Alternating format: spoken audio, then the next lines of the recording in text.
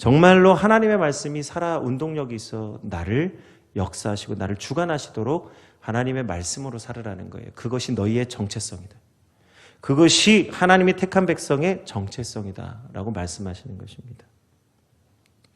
오늘 모세의 말씀처럼 데살로니가 성도들도 예수 그리스도의 복음을 기억하며 그들의 마음과 뜻의 표를 삼았습니다. 그래서 데살로니가 교회는 자기 몸으로 복음의 능력을 나타나는 교회가 되었습니다.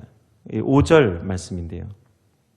이는 우리 복음이 너희에게 말로만 이른 것이 아니라 또한 능력과 성령과 큰 확신으로 된 것입니다. 우리가 너희 가운데서 너희를 위하여 어떤 사람이 된 것은 너희가 아는 바와 같으니라. 아멘. 데살로니가 교회는 하나님의 말씀을 말로만 받은 것이 아니라 정말로 그들의 삶 가운데 성령과 능력과 확신으로 나타나서 진정으로 복음의 사람 된 것을 모든 사람이 알게 했다고 말씀하고 있어요. 그러므로 오늘 바울은 우리에게 다음과 같이 권면합니다. 그러므로 하나님의 나라는 말에 있지 아니하고 오직 능력에 있으며 하나님의 사람을 온전하게 하며 모든 선한 일을 행할 능력을 갖추게 하는 것입니다. 하나님의 말씀이 우리 가운데 믿어져서 그것이 복음이 되면 복음은 곧 우리를 예수님 본받게 하는 자로 만드는 거예요. 곧 예수의 사람이 되고 예수님의 모습이 우리를 통해 나타나게 됩니다. 그래서 다른 사람도 우리를 보고 예수님을 알게 되는 거예요. 사람들이 어떻게 예수님을 알게 되느냐? 복음을 믿는 자를 통해서 예수님을 만나게 되는 것입니다. 데살로니가 교회가 주님을 본받는 교회로서 마게도냐와 아가야에 있는 여러 교회들의 본이 되었어요. 오늘 우리는 예수님을 본받기 위해서 믿음을 갖습니다. 그리고 우리 모두가 믿음을 가지고 있지만, 우리가 예수님을 믿고 믿음을 가지고 있지만 믿음의 본이 되려면 예수 그리스도를 본받아야만 합니다.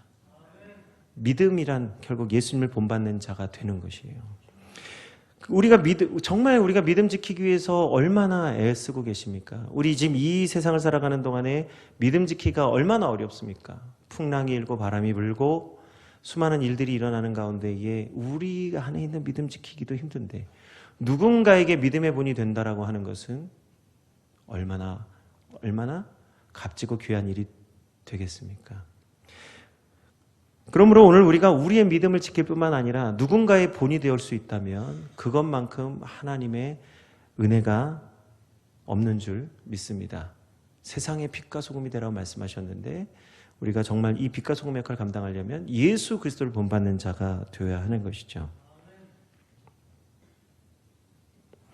예수님을 믿는 교회만이, 예수님을 진실하게 믿고 믿음과 소망과 사랑을 행하는 교회만이 본이 될 수 있습니다. 유월절 식사 중에 예수님께서 대야위에 물을 떠서 제자들의 발을 씻겨주셨어요. 식사 중에요.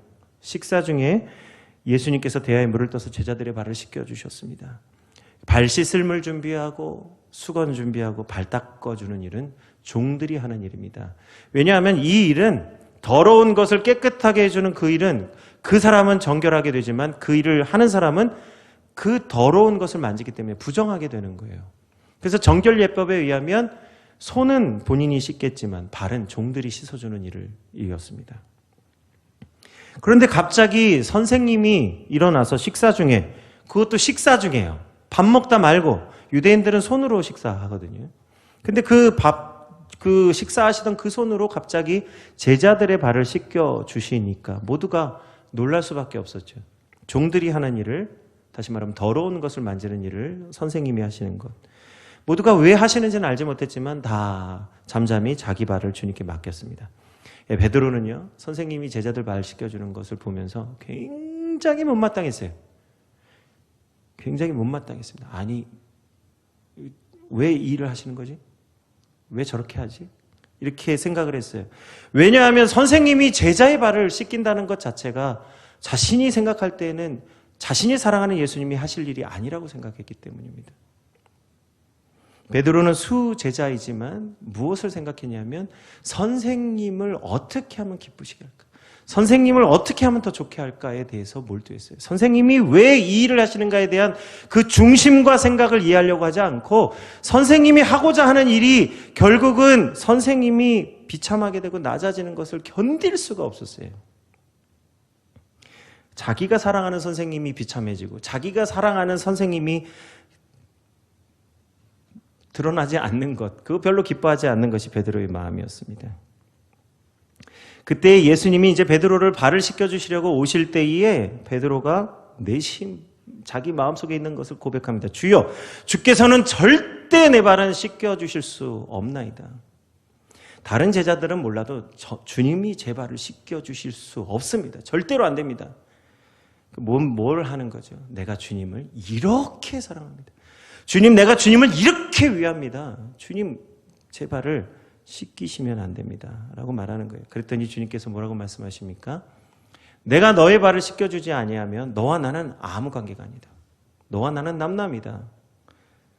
내가 너를 씻어주지 아니하면 너와 내가 상관이 없느니라. 라고 말씀하셨어요.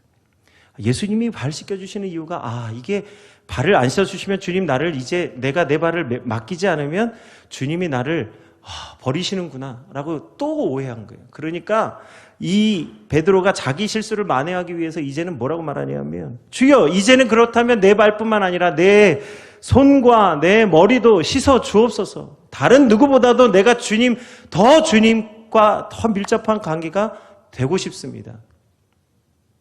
욕심이죠. 주님께 어떻게 해서든지 수제자로서 가장 가까이 있고 싶은 욕심이에요. 예수님이 말씀하십니다. 온몸이 깨끗한 자는 발밖에 씻을 것이 없다고 하시면서 그래서 너희도 서로의 발을 씻어주라고 말씀하셨어요. 이게 무슨 말씀일까요? 베드로는 제자들과 경쟁 관계에 있으면서 예수님을 모시면서도 믿음과 소망과 사랑의 관계가 아니라 늘 끊임없이 경쟁하며 늘 뛰어나기를 원하며 늘 부족한 것을 보면서 제자들과 경쟁하는 관계로 있었습니다. 예수님이 제자들의 발을 다 씻겨주신 것은 내가 너희에게 행한 것 같이 너희도 행하도록 본을 보였다고 말씀하셔요.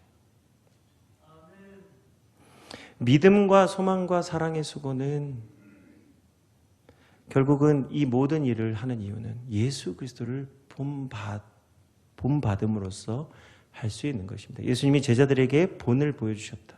너희의 발을 서로 씻겨주라는 거예요. 너희가 너희 서로를 볼 때에는 다 죄인 같아 보이지만 하나님은 이미 예수 그리스도를 통해서 깨끗하고 정결하게 해주셔서 너희는 발 밖에는 씻을 것이 없는 존재라고 말씀하시는 거예요. 부족함이 있다 할지라도 서로가 서로를 섬기고 서로가 서로를 품어줄 관계가 되라고 말씀하셔요. 왜요? 왜냐하면 예수님이 제자를 사랑하시되 끝까지 사랑하셨기 때문입니다. 우리가 주님을 진정으로 사랑하면 우리 주님께서 행하신 그 일을 우리가 본받게 됩니다. 우리가 사랑과 믿음과 소망의 수고를 하는 것은 예수님을 마음에 두었기 때문에 하는 것이에요.